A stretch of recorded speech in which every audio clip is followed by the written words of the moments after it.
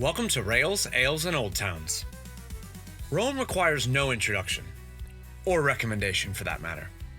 The Italian capital is home to an astounding collection of attractions and antiquities, helping make it one of Europe's most captivating destinations. If you're anything like me, though, when you visit Rome, you're just as concerned about having great meals as you are seeing the museums. So who better to guide us through the city's food scene than longtime resident Kenny Dunn, the founder of the renowned food tour company Eating Europe. During our chat, Kenny shares his advice on how to have amazing Roman food experiences, dishing out personal tips regarding pizza places, coffee, and late night bites. He also suggests some lesser known things to do in the city, and even some great ideas for day trips by rail, including a beach town you're gonna want to put on your list. All right, let's go to Rome. What is the gap between the train and the platform? Let's welcome into Rails, Ales, and Old Towns, coming to you live from Rome, Kenny Dunn, founder of Eating Europe Food Tours. Hey, Scott. It's good to be here. Thanks for having me. Big fan of the show. Oh, thank you. Thank you. Longtime admirer of Eating Europe and everything you've done. So it's good we can finally connect. And like you said, I'm here in Rome where the sun is shining as it usually is, which is definitely one of my favorite parts about living in this city. Yeah, I was going to ask you because, you've been synonymous with Rome now for, it's about 12 years you've lived there? Actually, I always seem to reduce it, but it's actually been 14 years. I did the complicated math not too long ago, and that's what I came up with. You've been there 14 years, but the love is still strong. The fire's still burning bright. Over 14 years, it's funny, like you live in a place for this long that isn't your home. You go through these different kind of phases.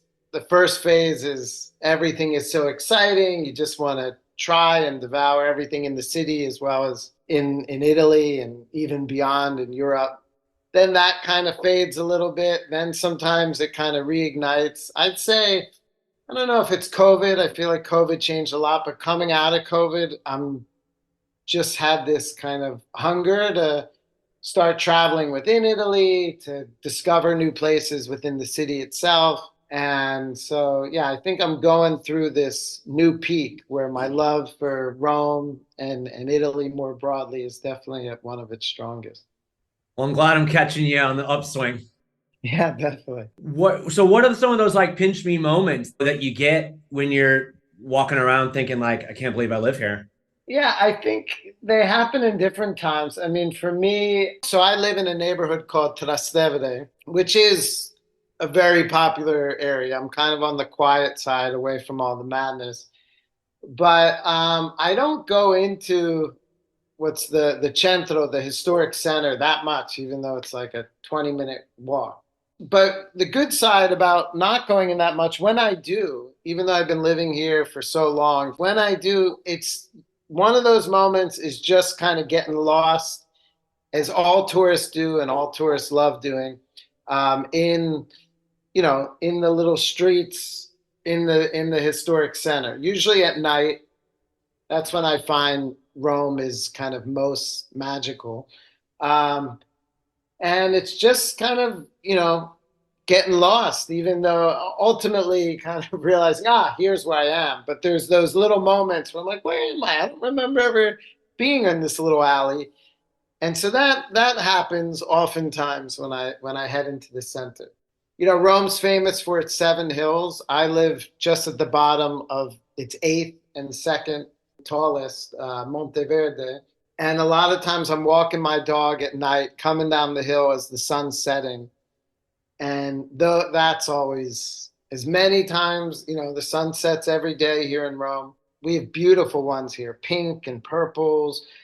And I'm just like, wow, this city is gorgeous. Because you see from Monteverde, I'm across the river from, the historic center. And so you see all of that stuff in the distance, the Pantheon and the Colosseum.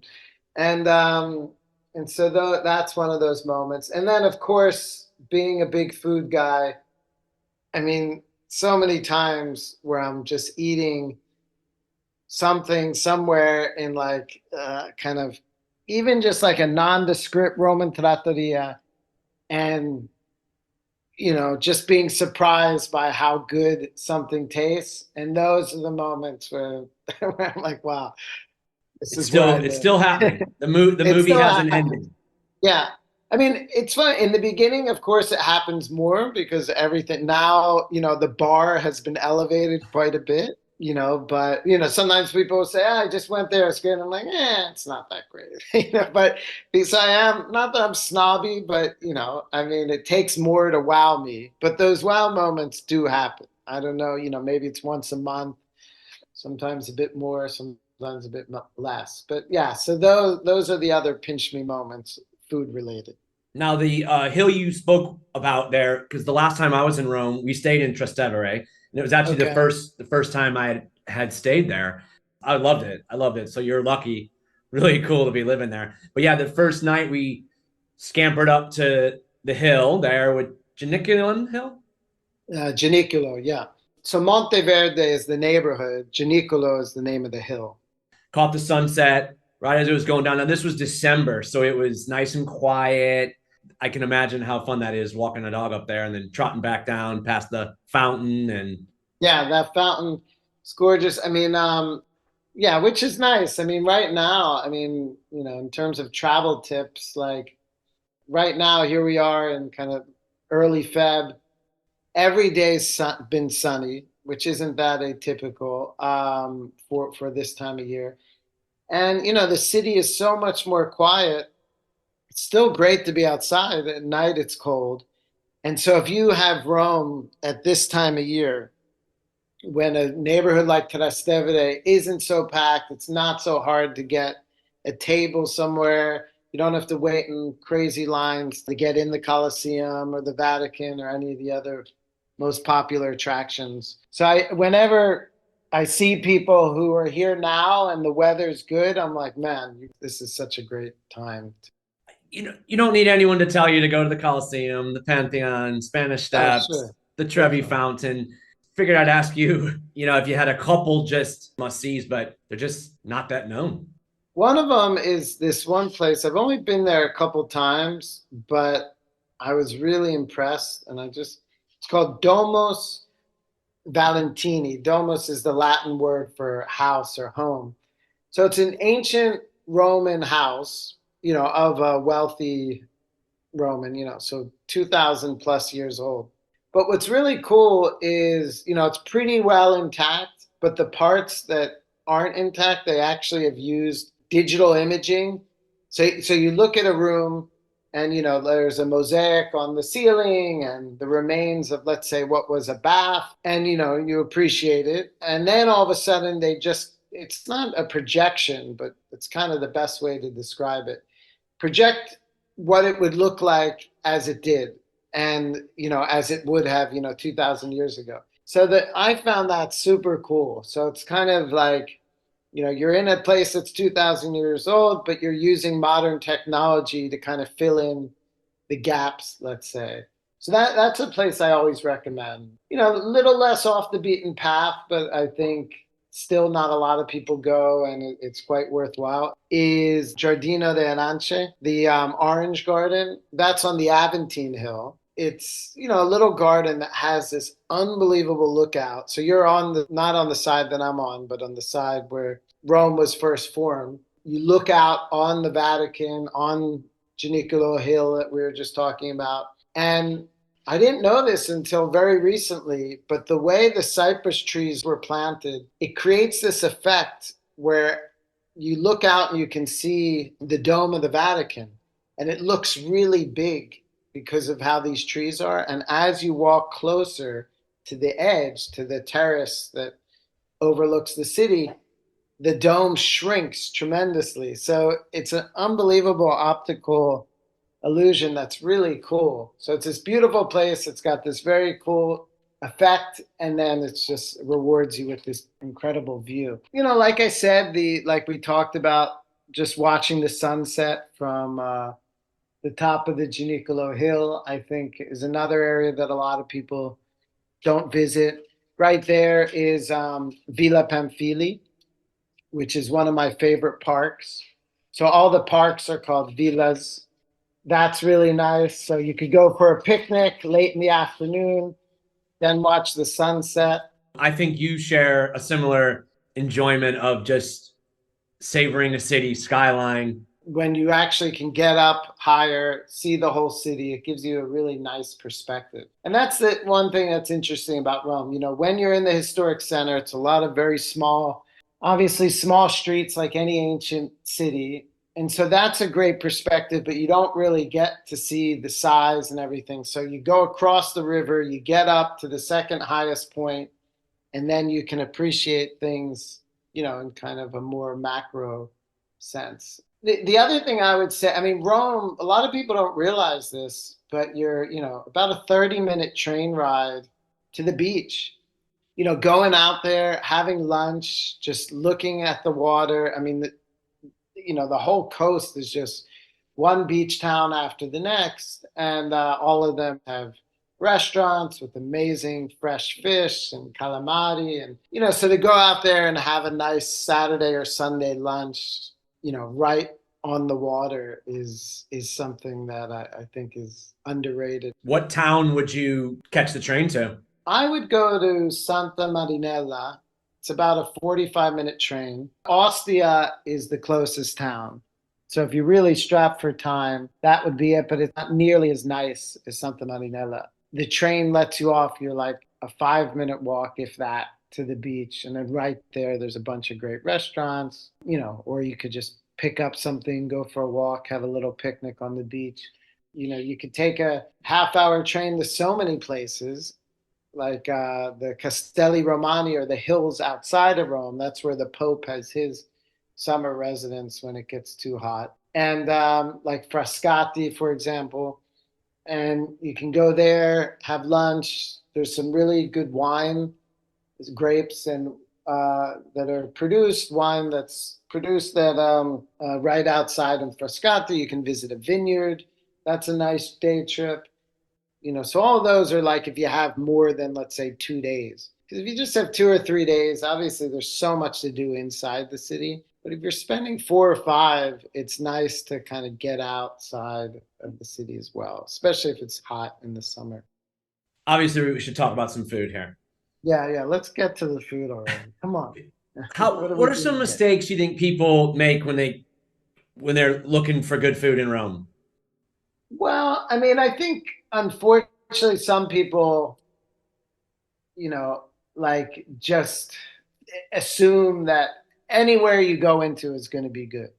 And, you know, I mean, again, not to keep using the word that's all relative, but it's true in some ways that, you know, I don't think like like even the worst place isn't that bad. But if you really want to have those next level experiences, it does require, you know, some homework. Probably these days, I mean, Rome, I mean, has always been a huge destination, of course, one of the most popular in the world. But last year, the numbers Rome saw were off the charts. So what that means is like you have to make a reservation anywhere good these days. Yeah, and then also, yeah, maybe like sacrificing some convenience. If you're trying to like hit the sites, the Pantheon, the Trevi Fountain, or the Colosseum, and then grab a bite very close, well, you know, that's not gonna, in most cases, that's not gonna be the best option out there. You might have to get, you know, we talked about like Monteverde, like getting outside of the most touristy parts to have some of the best food experiences. If you prioritize good food and drink, you're going to have to do your homework, and you need to prepare for that like you're preparing for some of the Yeah, tourist and I sites. think more people obviously are doing that. Obviously, we run food tours, so what we try and do is on like a 4-hour food tour, knowing that a lot of people only have a few days in a city like Rome, try and give you as many amazing food experiences in those 4 hours. So in those 4 hours, you're going to have some great street food. If it's a daytime tour, you're going to get into a market and have that experience. You're going to sit down on any of our tours in Italy for, or most of Italy for some really, you know, authentic homemade pasta and some of the classic recipes in Rome being carbonara, amatriciana, cacio pepe. But yeah, you absolutely, and a lot of people I was about to say are, I think, really planning. Oh, tonight we have guests all the time. Oh, tonight we booked here.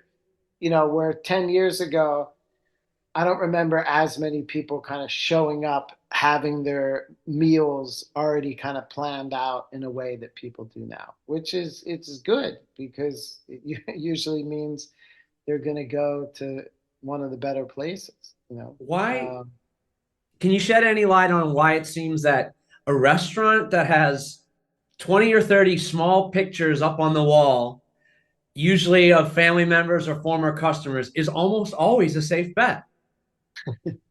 It's not just in Italy. I think usually it's more like I'm from Philadelphia, so the cheesesteak places and places like that, but all have, the celebrity photos. And there's a reason why, these places become institutions. But what you're talking about, yeah, there is a real correlation there. There's some Uh, there's just something about it. Like, I don't think anyone's been brave enough to put up a bunch of fake picture. Like, that only yeah. comes with real credibility, I feel like.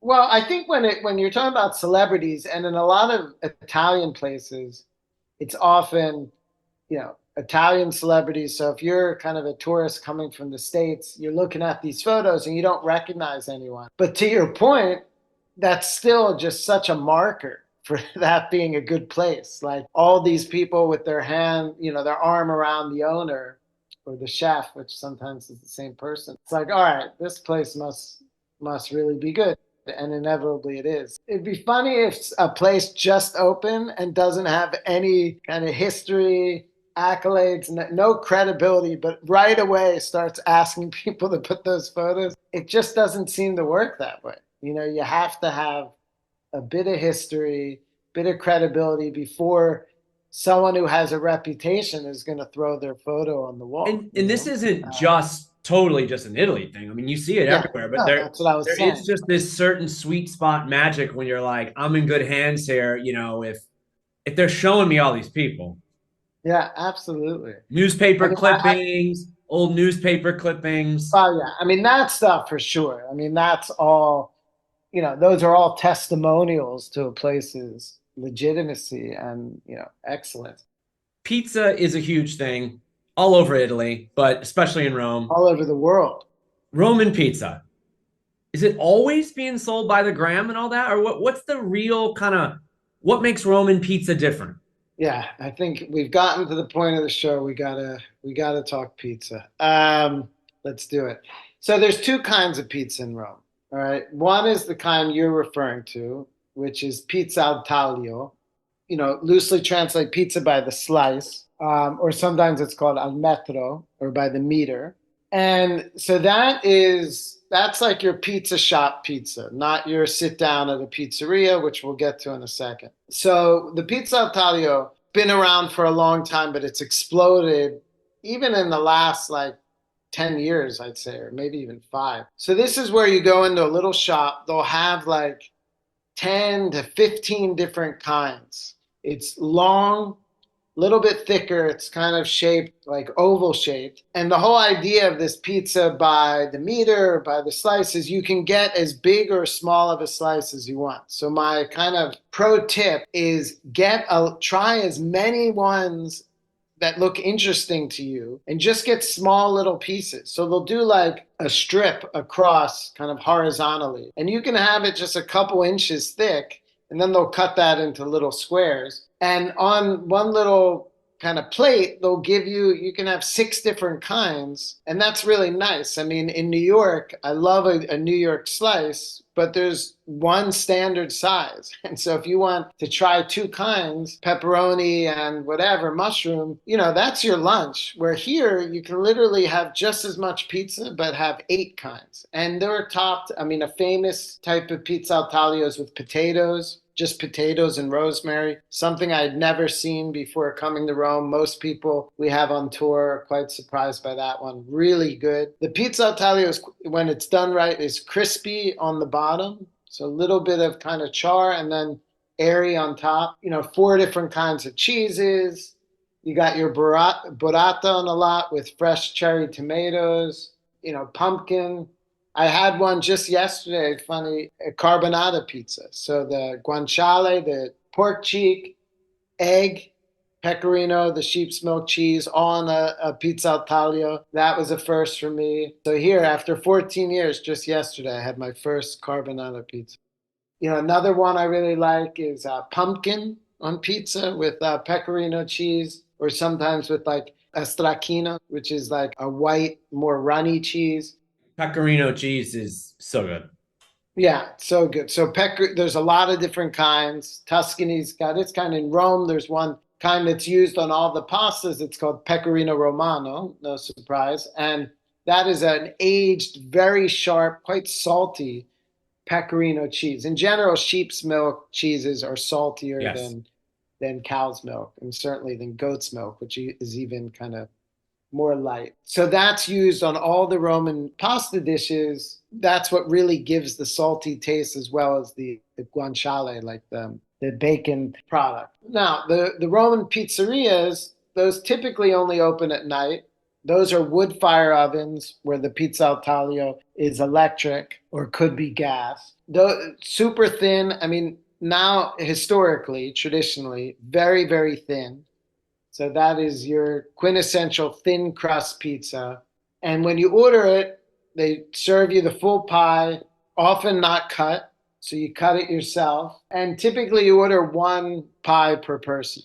And most of the like historic pizzerias, the institutions like I Marmi is in Trastevere, Da Remo, Nuovo Mondo, and are two really good ones in Testaccio, are these super thin and have just your standard toppings like prosciutto and mushrooms, caprese, which means capricious. So it's like a little bit of everything, egg and prosciutto and mushrooms and artichoke. But now there's a lot of, like anywhere else, the food scene has evolved. So now a lot of places are doing kind of a mix between the super thin crust Roman style and the Napolitano style, which is thicker, and doing kind of a hybrid. There's a place we go to on the tour, Peppo, in Trastevere, and they're a great example of kind of a hybrid. La Gatta Mangiona is another one of these more gourmet kind of hybrid.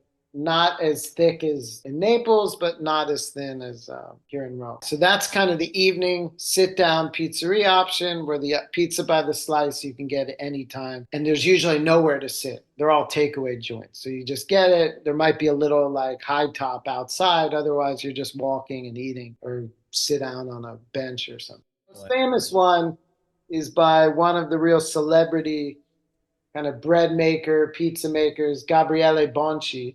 He opened up a shop in Chicago.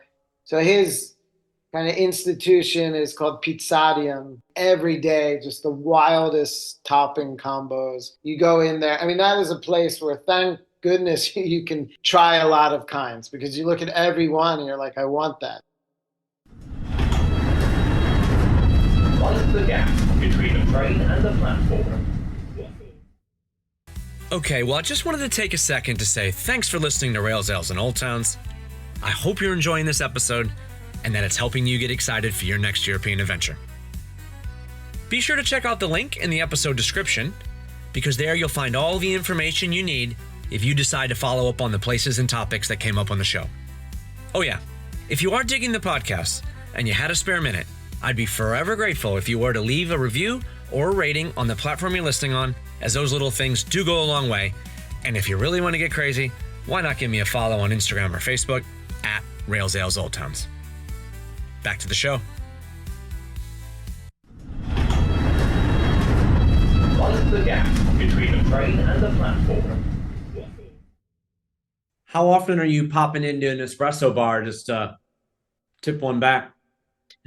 Tip one back. I'm usually tipping 3 back a day. In Rome, I mean, an espresso outside of the tourist area is €1. Some places it's €1.10. It's been €1. I've been here for 14 years. And, so that could be either just a shot of espresso, what here you would just call a cafe macchiato, which is a little bit of foam milk, And that's €1. So like for me to make a coffee at home when I can go across the street, not to mention it's like a nice break if I work at home. So like just to pop across the street, get some air, talk to the barista or a cappuccino. I mean, you want to talk about the best value anywhere in the world. The quality of coffee here, there's nothing less than like a 7, and then a lot of places are a 9 or a 10. And a cappuccino is €1.20, which is the equivalent of $1.40 or a dollar, depending on the exchange rate at the time.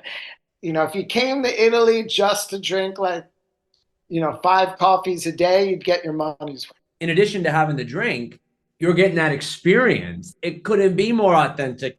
Traditionally, and in a lot of neighborhoods, if you want to drink, the place where you're going for your morning cappuccino is the same place where you're going for your spritz or your Negroni at night.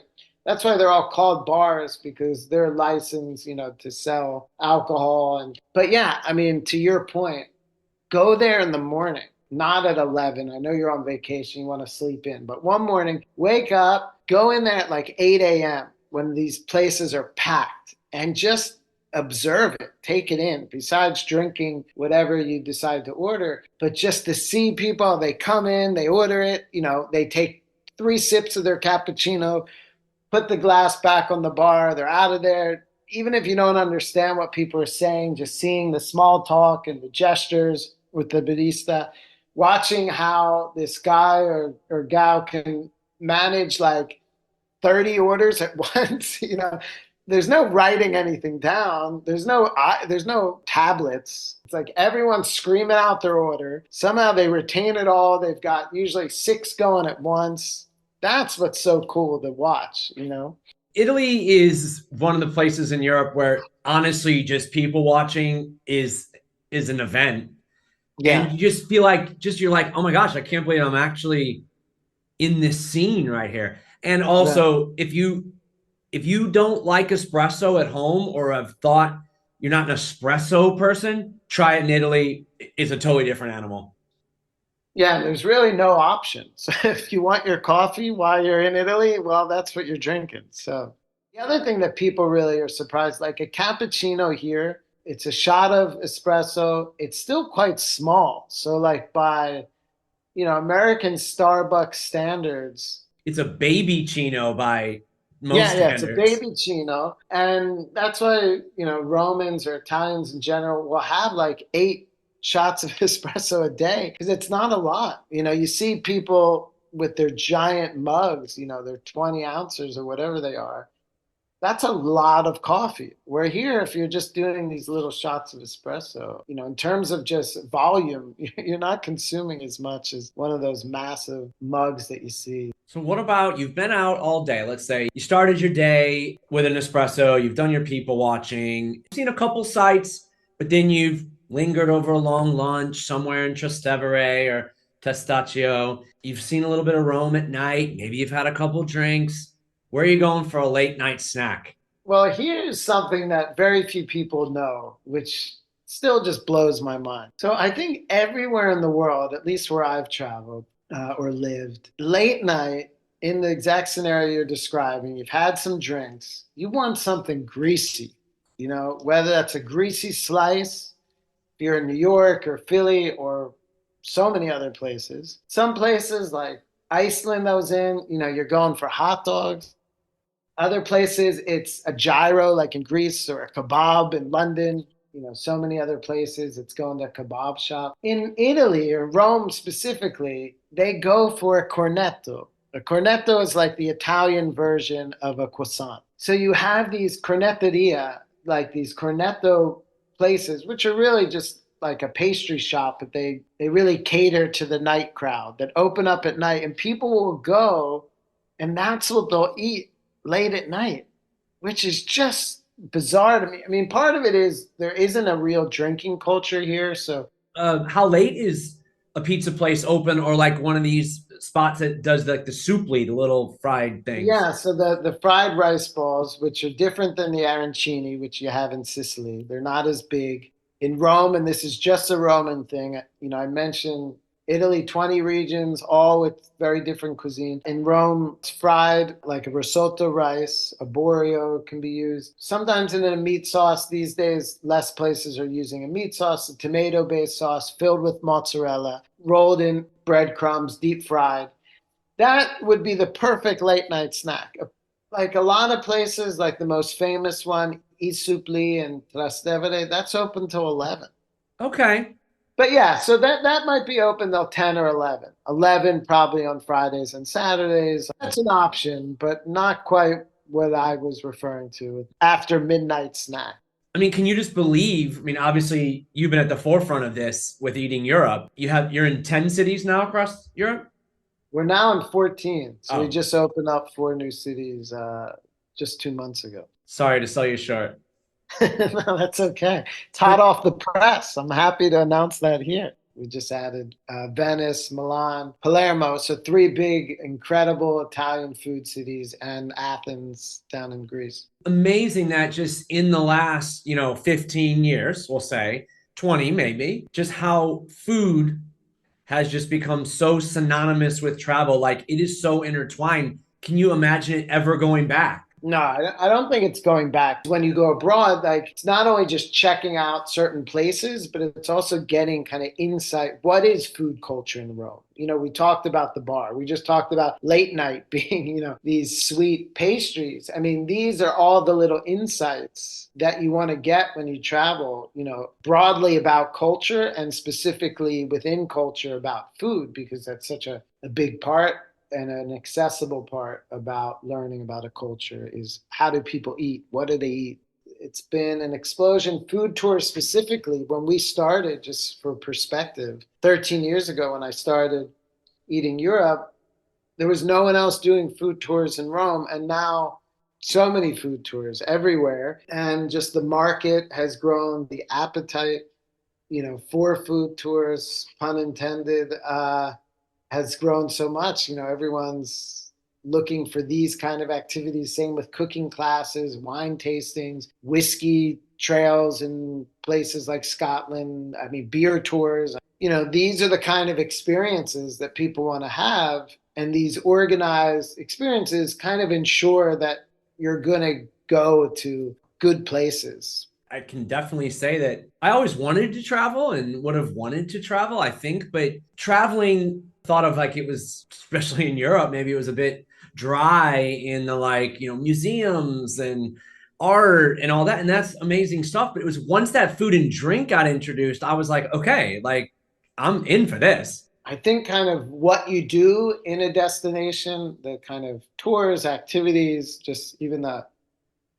eating, the not necessarily planned. That's the best stuff. Those are the experiences you remember most. And the other thing I often say is, as incredible, obviously, going to the Colosseum, being on the canals in Venice, or, seeing the Duomo in Florence. I mean, all of those things, or David, are incredible and must-dos. But you don't hear people, those aren't the stories you tell, The stories you tell are, oh my God, I went into this random trattoria in this small town in Umbria or on some random street in Rome, sat down, and this woman who I think was like husband-wife duo, and they didn't even have a menu. She just served me this thing, that's the thing. And I didn't even know what I was eating. And afterward, I found out maybe it was something like tripe. Afterward, I found out it was that. I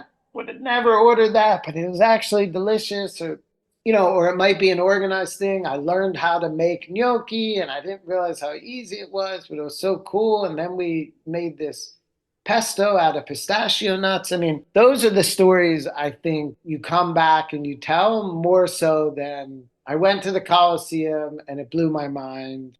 Well, I'd say long live food and drink travel.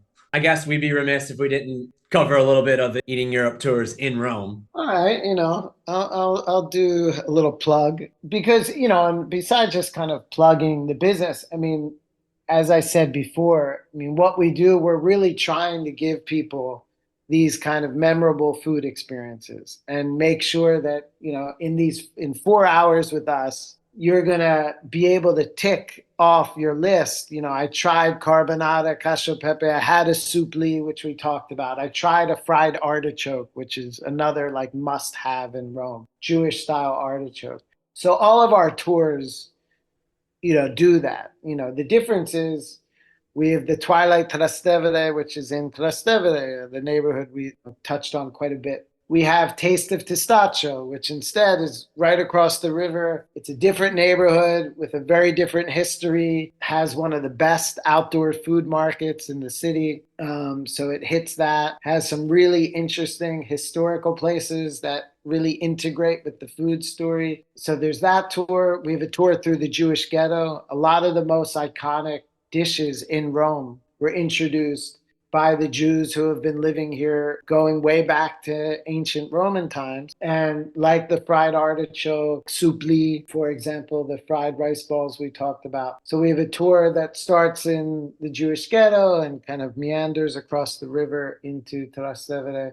And then last year we started doing some food tours on a golf cart. This really cool bright orange Eating Europe golf cart. And what's cool about that is you can actually see a lot more. We take you up to the Gianiculo, which we talked about a couple times. It's an incredible view of the city, and pop open a bottle of Prosecco as you're looking out at the city at night, totally illuminated, and then drive down into Testaccio, go into the Jewish ghetto. You can hit like 4 of these incredible neighborhoods in a few hours because, you know, you're not doing it on foot.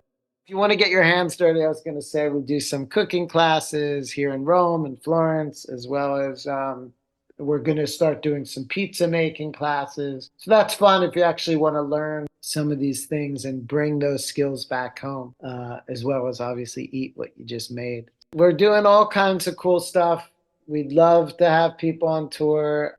Yeah, we're always adding new places, always out there. This is the hardest part of the job, is having to constantly try new places and find out kind of who's doing things that are a little bit different and add them to the tours. All right, Kenny, thanks so much for chatting with us today. And I think you got a lot of people fired up for the next trip to Rome and Europe in general. Eating Europe, look them up. Thanks so much, Scott. It was a blast, and hopefully we'll get to eat together one of these days. So looking forward to that.